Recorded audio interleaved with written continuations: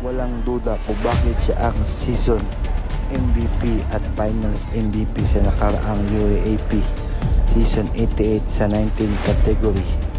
Kasi talagang kumpleto ang laruan ng batang to. Kayang sumalaksak at meron ding tira sa labas. Panoorin natin ang mga malupit na ginawa nito sa Digos City. Please help me welcome ang nag-iisang William Cabonilas.